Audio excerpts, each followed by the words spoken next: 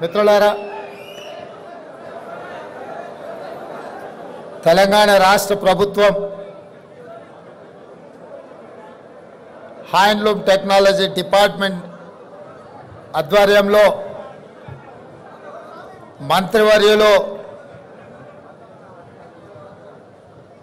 పెద్దలు శ్రీ తుమ్మల నాగేశ్వరరావు గారి నేతృత్వంలో ప్రిన్సిపల్ సెక్రటరీ శైలజ రామయ్య గారు ఈనాటి ఈ కార్యక్రమాన్ని ఏర్పాటు చేసి ఇందులో ప్రధానంగా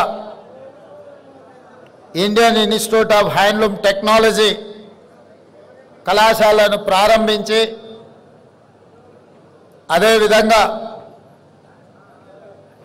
నేతలకు రావాల్సిన బకాయిలు కానీ నిధులను కానీ రాష్ట్ర ప్రభుత్వం నుంచి విడుదల చేయించాలని ఈ కార్యక్రమాన్ని ఏర్పాటు చేసి ఈ కార్యక్రమంలో నాంపల్లి శాసనసభ్యులు మాజిద్ హుసేన్ గారు, అదేవిధంగా mineral development corporation chairperson Eravathi Anil గారు, హైదరాబాద్ నగర మేయర్ గద్వాల విజయలక్ష్మి గారు, వరంగల్ నగర మేయర్ శ్రీమతి గుండు సుధారాణి గారు, చాలామంది నేతన్నలు, వారికి సంబంధించిన నాయకులు, 33 జిల్లాల నుంచి తరలి వచ్చిన చేనేత కార్మికులు, నేతన్నలు అందరికీ కూడా తెలంగాణ రాష్ట్ర ప్రభుత్వం తరఫున మనస్ఫూర్తిగా ఆహ్వానం పలుకుతున్నాను.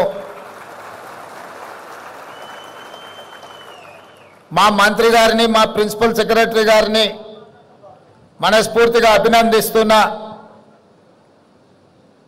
వేలాది మంది నేతన్నలను కలుసుకునే ఒక్క మంచి కార్యక్రమాన్ని లలిత కళా తోరణంలో ఏర్పాటు చేసి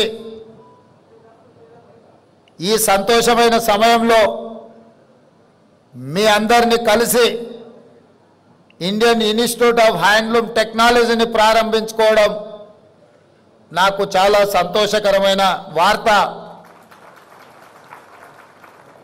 Indian institute of handloom technology ఈరోజు మన విద్యార్థులు చేరాలి అంటే ఆంధ్రప్రదేశ్ నెల్లూరుకైనా వెళ్ళాలి, లేదా ఒడిశా రాష్ట్రానికైనా పోవాలి. ఈరోజు మన రాష్ట్రంలో, మన నగరంలో, మన హైదరాబాదులో, మన తెలంగాణలో ఉండాల్సిన ఇన్స్టిట్యూట్ అనుమతి ఇవ్వాల్సిన కేంద్ర ప్రభుత్వం 10 సంవత్సరాలైన చర్యలు చేపట్టకపోవడంతో తెలంగాణ రాష్ట్ర ముఖ్యమంత్రిగా బాధ్యతలు చేపట్టిన తర్వాత నేతన్నల జీవన గతులు, వాళ్ళ స్థితిగతులను తెలుసుకోవాలన్న ఆలోచనతోటి సమీక్షా సమావేశాన్ని ఏర్పాటు చేస్తే ఈ అంశం నా దృష్టికి రావడం జరిగింది. తక్షణమే నేను ఉప ముఖ్యమంత్రి బట్టి విక్రమార్క గారు ఢిల్లీకి వెళ్ళి మోడీని కలిసి విజ్ఞప్తి చేసి ఆ తర్వాత కేంద్ర మంత్రివర్యులు పీయూష్ గోయల్ గారిని కలిసి ఈనాడు మా రాష్ట్రంలో ఇండియన్ ఇన్స్టిట్యూట్ ఆఫ్ హ్యాండ్లూమ్ టెక్నాలజీలో చేరాలి అనుకుంటే సుదూర ప్రాంతమైన ఆంధ్రప్రదేశ్ నెల్లూరుకు వెళ్ళాలి, లేదా ఒడిశా రాష్ట్రానికి వెళ్ళాలి.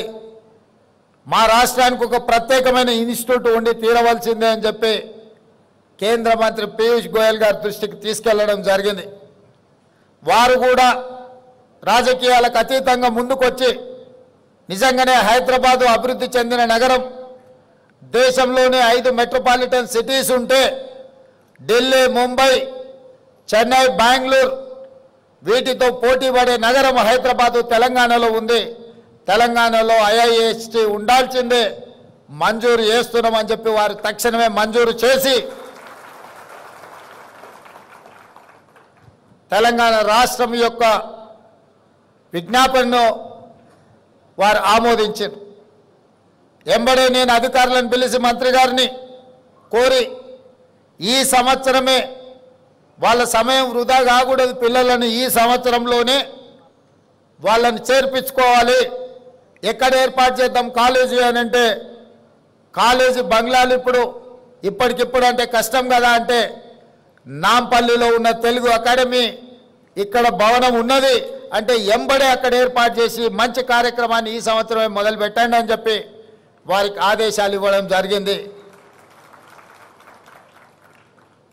ఈరోజు డిగ్రీ సర్టిఫికెట్లు తీసుకొని పిల్లలు బయటకు వస్తున్నారు, కానీ సాంకేతిక నైపుణ్యం లేకపోవడం వల్ల ఉద్యోగ ఉపాధి అవకాశాలు సన్నగిల్లిపోతున్న తరుణంలో తెలంగాణ రాష్ట్ర ప్రభుత్వం ఆలోచన చేసి సాంకేతిక నైపుణ్యాన్ని పెంపొందించాలి, నిరుద్యోగ యువకులకు ఉద్యోగ ఉపాధి అవకాశాలు కల్పించాలి అని మొన్న జరిగిన శాసనసభలో కొత్త శాసనం చేసి యంగ్ ఇండియా స్కిల్స్ యూనివర్సిటీని ఈరోజు 4th సిటీలో నిర్మించాలి అని 60 ఎకరాల స్థలాన్ని కేటాయించి దాదాపుగా 200 నుంచి 300 కోట్ల రూపాయలైన యూనివర్సిటీ నిర్మాణానికి నిధులకు ఎలాంటి ఇబ్బంది లేకుండా ఏర్పాటు చేయడం జరిగింది, పనులను ప్రారంభించుకోవడం జరిగింది. జాతీయ స్థాయిలోనే గుర్తింపు పొందే యంగ్ ఇండియా స్కిల్స్ యూనివర్సిటీలోనే మా నేతన్న పిల్లలు వృత్తి నైపుణ్యం నేర్చుకోవాలి. వచ్చే సంవత్సరం నుంచి కళాశాలను అక్కడ ప్రారంభించడం ద్వారా అంతర్జాతీయ స్థాయిలో ఐఐహెచ్టికి గుర్తింపు తీసుకురావాలి అని ఈరోజు మన ప్రభుత్వం నిర్ణయం తీసుకున్నది. ఈ సంవత్సరం చేరిన విద్యార్థులకు కూడా ప్రతి నెల 2500 రూపాయలు వాళ్ళు చదువుకోవడానికి స్కాలర్షిప్ ఇవ్వాలని చెప్పి ఇవాళ వాళ్లకు స్కాలర్షిప్లు కూడా మంజూరు చేస్తున్నాం. ఎందుకంటే తల్లిదండ్రులు రెక్కాడితే కానీ డొక్కాడని పరిస్థితి, ముఖ్యంగా మా నేతన్నలు ఎంత సంపాదించినా కుటుంబం గడవడానికే కష్టమైన రోజుల్లో పిల్లల చదువులకు ఎంతో కొంత తోడుగా ఉండాలి అని చెప్పి ప్రతి నెల వాళ్ళకి స్టైఫండ్ 2500 ఇవ్వాలి, చిన్న ఖర్చులకైనా వాళ్ళకు సాయం అవుతుందని, వేడి నీళ్ళకి చన్నీళ్ళు తోడైనట్టుగా ఉంటుంది అని చెప్పి ఈరోజు ఆ విధమైన నిర్ణయం తీసుకోవడం జరిగింది. అదేవిధంగా మీకు సంబంధించిన నిధులు కూడా 290 కోట్ల రూపాయలు ఇవాళ నేతన్న కార్మికులకు ఈరోజు ఇక్కడ మీ అందరి సమక్షంలో ఆ చెక్కు ఇవ్వడం ద్వారా ఈ సంతోషంలో మీతో భాగస్వామ్యం కావాలి అని రాష్ట్ర ప్రభుత్వం నిర్ణయం తీసుకోవడం జరిగింది. ఇదే కాదు, నేను ఎక్కువ రాజకీయాల జోలికి పోను. మా మిత్రుడు అనిల్, ఇతరులు శ్రీనివాస్ మాట్లాడారు. గతంలో ఆర్భాటం ఉండేది, ఆర్భాటమైన ప్రచారాలు ఉండేవి.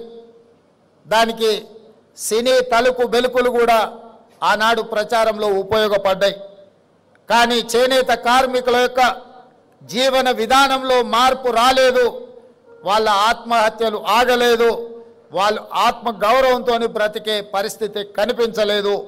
అందుకే ఈ ప్రభుత్వం ఆలోచన చేసి ఆనాడు బతుకమ్మ చీరలు సిరిసిల్లకి ఇచ్చిన చీరలు ఇచ్చిండు, కానీ నేసిన ఆ కార్మికులకు నిధులు విడుదల చేయలే. ఆయన బకాయి పెట్టిన సిరిసిల్ల నేతన్నల బకాయిలు కూడా తుమ్మల నాగేశ్వరరావు గారు మంత్రి అయినాక వారు నా దృష్టికి తీసుకొస్తే నేను ఆ నిధులను విడుదల చేసి రాజకీయాలకు అతీతంగా సిరిసిల్లలో ఉన్న కార్మికులను కూడా ఆదుకోవడానికి కోట్ల రూపాయల నిధులను విడుదల చేయడం జరిగింది. మా ప్రిన్సిపల్ సెక్రటరీ గారు హ్యాండ్లూమ్, అదేవిధంగా పవర్ లూమ్స్ మనం ఆదుకోవాలి, పన్నులు ఇవ్వాలి. ఒకవేళ బతుకమ్మ చీరలు ఆగిపోతే కొంతమందికి నష్టం జరుగుతుందని వారు నా దృష్టికి తీసుకురావడం జరిగింది. బతుకమ్మ చీరలు కట్టుకునేంత క్వాలిటీ కానీ దాని మీద పెట్టాల్సినంత పెట్టుబడి పెట్టలేదు. అందుకే ఈరోజు నేను మా మంత్రి అధికారి గారు చెప్తే నేను ఒకే మాట చెప్పిన, ఈరోజు స్వయం సహాయక సంఘాలు, మా మహిళలు సెల్ఫ్ హెల్ప్ గ్రూప్స్ కింద 63 లక్షల మంది సభ్యులు ఈరోజు తెలంగాణ రాష్ట్రంలో ఉన్నారు. ఈ 63 లక్షల మంది సభ్యులకు ఒక్క మంచి డిజైన్తో ప్రతి ఆడబిడ్డకు 2 చీరలు ఇస్తే 1,30 లక్షల చీరలు మనము ఆర్డర్ ఇవ్వచ్చు. మంచి డిజైన్లతోని మంచి క్వాలిటీతో ముందుకు రమ్మని మా అధికారులకు సూచన చేసినాం. తొందరలోనే స్వయం సహాయక మహిళా గ్రూపుల్లో ఉండే ప్రతి మహిళకు సంవత్సరానికి 2 చీరలు ఇవ్వాలి అన్న ఆలోచన ఈరోజు రాష్ట్ర ప్రభుత్వము మీ అభిమానంతో ఈరోజు ఆ నిర్ణయం తీసుకోవడం జరిగింది. అదేవిధంగా సంఘాలలో ఎన్నికలుంటే నాయకులు తయారవుతారని మా మిత్రులు చెప్పిండ్రు. నేను కూడా బలంగా విశ్వసిస్తాను. ఏ సంఘాలైనా సంఘాల నుంచి వచ్చిన వాళ్ళు సంఘాల నుంచి ఎదిగి ప్రజాప్రతినిధులుగా మారి ప్రభుత్వంలో భాగస్వాములు అయినప్పుడు తప్పకుండా జాతి యొక్క సమస్యల్ని పరిష్కరించడానికి చట్ట సభలలో ప్రభుత్వంలో ప్రాతినిధ్యం వహిస్తారు. కాబట్టి ఖచ్చితంగా ఈ ఎన్నికలకు సంబంధించి సమీక్ష చేసి ఎంబడే ఎన్నికలు నిర్వహించడానికి అవసరమైన ప్రణాళికలను రూపొందించమని వేదిక మీద నుంచి మా మంత్రి గారికి చీఫ్ సెక్రటరీ గారికి నేను ఆదేశాలు ఇస్తున్నా. తక్షణమే ఆ కార్యాచరణను చేపట్టవలసిందిగా వారికి సూచన చేస్తున్నా. అదేవిధంగా రుణమాఫీ, రైతులకు రుణమాఫీ చేసిండ్రు, 30,000 కోట్ల రూపాయలు చేసిండ్రు. మరి 30 కోట్లున్న మా చేనేత కార్మికులకు చెయ్యండి అని ఈ వేదిక మీద నుంచే విజ్ఞప్తి రావడం జరిగింది. నిజంగానే 30 కోట్లుంటే ఒక్క కలంపోటుతోని 30 కోట్ల రూపాయలు మీ రుణాన్ని మాఫీ చేసే బాధ్యత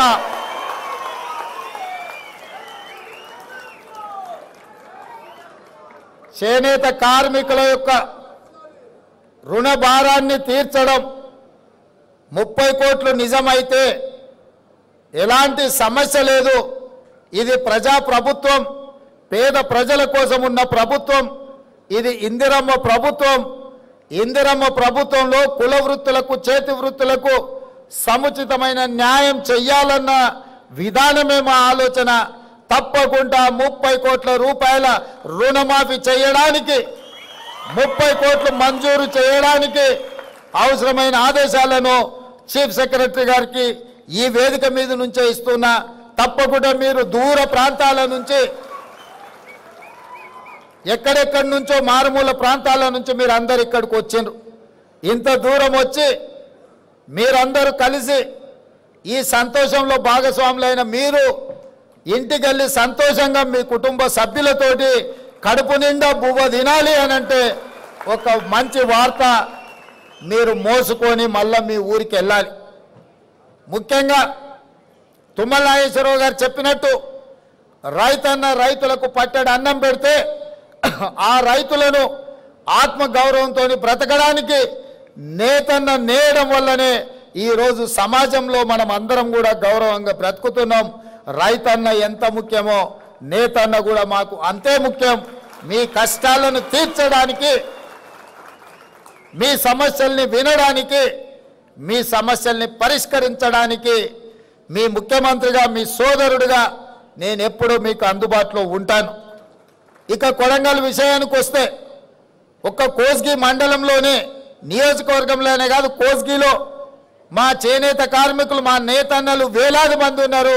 ఇవాళ నా గెలుపులో కొడంగల్ శాసనసభ నుంచి ఎన్నికైన నాకు 100% నేతన్నలు అండగా నిలబడి ఈరోజు నన్ను శాసనసభ్యుగా ఎన్నుకున్నారు. కాబట్టి తెలంగాణ రాష్ట్రానికి ముఖ్యమంత్రి అయిన నా నియోజకవర్గంలో నేతన్నలు చాలామంది ఉన్నారు. వాళ్ళతో నాకు చాలా సన్నిహిత సంబంధాలు ఉన్నాయి. వాళ్ళకు కావాల్సిన కమ్యూనిటీ హాల్స్ కావాల్సిన నిధులు కూడా నేను ఎమ్మెల్యేగా ఉన్నప్పుడు ఇచ్చి ఆ కమ్యూనిటీ హాల్స్ కట్టించడానికి, వాళ్ళకు ఆదుకోవడానికి అన్ని రకాలుగా అక్కడ వాళ్ళతో నాకు సత్సంబంధాలు ఉన్నాయి. అందుకే ఈరోజు గద్వాలైనా, నారాయణపేట అయినా, కొత్తకోట అయినా, కోస్గి అయినా, సిరిసిల్ల అయినా, కరీంనగర్ అయినా, వరంగల్ అయినా ఎక్కడున్నా నేతన్ననే నేతన్న కొండా లక్ష్మణ్ బాపూజీ వారసులు.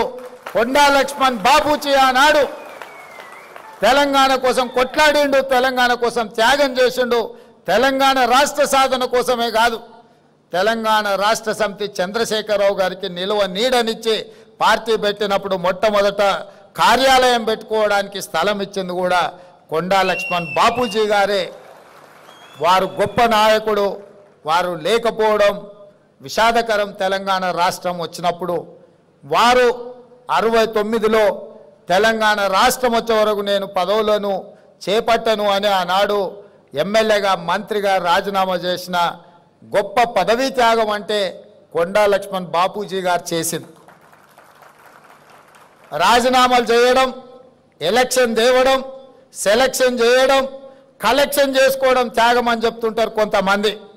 మీ ఎలక్షన్, సెలక్షన్, కలెక్షన్ 2001 నుంచి 2014 వరకు ఎన్నోసార్లు తెలంగాణ ప్రజలు చూశారు. ఏమి లేనోళ్ళు, రబ్బర్ చెప్పులు లేనోళ్ళు, టీవీలు వచ్చినాయి, పేపర్లు వచ్చినాయి, ఫామ్ హౌస్లు వచ్చినాయి, బంగళాలు వచ్చినాయి, జూబ్లీస్లో ప్యాలెస్లు వచ్చినాయి, గజ్వేల్లో వందలాది ఎకరాల ఫామ్ హౌస్లు వచ్చినాయి. మరి త్యాగాలు చేస్తే కొండా లక్ష్మణ్ బాపూజీ గారు లాగా లేకుండా మీరెందుకు ఇట్లా వేలాది కోట్ల రూపాయల ఆస్తులు వచ్చినాయో, మీ త్యాగానికి కొండా లక్ష్మణ్ గారి త్యాగానికి ఉన్న తేడా ఈరోజు తెలంగాణ సమాజం గమనించాలి. త్యాగానికి మారు పేరు, పదవిని తృణపాయంగా తెలంగాణ రాష్ట్రం కోసం త్యాగం చేసింది కొండా లక్ష్మణ్ గారు. పదవులను అడ్డం పెట్టుకొని ఎన్నికలు, ఉప ఎన్నికలు తీసుకొచ్చి ఎన్నికల్లో సెలక్షన్స్, కలెక్షన్స్ చేసుకొని బాగుపడ్డోళ్ళు ఎవరో తెలంగాణ సమాజం నిశ్చితంగా గమనిస్తూనే ఉంది. కాబట్టి త్యాగం అనే పదం మీకు సూట్ అవ్వదు. త్యాగం అంటే కొండా లక్ష్మణ్ గారు. కొండా లక్ష్మణ్ గారిని తెలంగాణ సమాజం ఎప్పటికీ గుర్తుపెట్టుకుంటుంది. తప్పకుండా వారి యొక్క గౌరవాన్ని పెంచే విధంగా తెలంగాణ రాష్ట్రంలో నిర్ణయాలు ఉంటాయి. ఈ ఇండియన్ ఇన్స్టిట్యూట్ ఆఫ్ హ్యాండ్లూమ్ టెక్నాలజీకి కొండా లక్ష్మణ్ బాపూజీ గారి పేరు పెట్టుకుందామని చెప్పి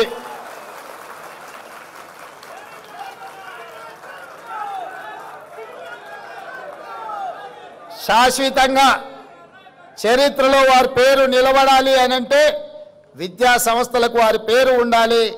ఈరోజు నేతన్న పిల్లలు కానీ ఈ వృత్తిని నేర్చుకోవాల్సిన ఇన్స్టిట్యూట్కి కొండా లక్ష్మణ్ బాపూజీ గారి పేరు సముచితమని నేను భావిస్తున్నా. మా అధికారులకు, మా మంత్రి గారికి నేను ఆదేశాలు ఇస్తున్న వేదిక మీద నుంచి తక్షణమే దీనికి సంబంధించిన జీవోను విడుదల చేయండి.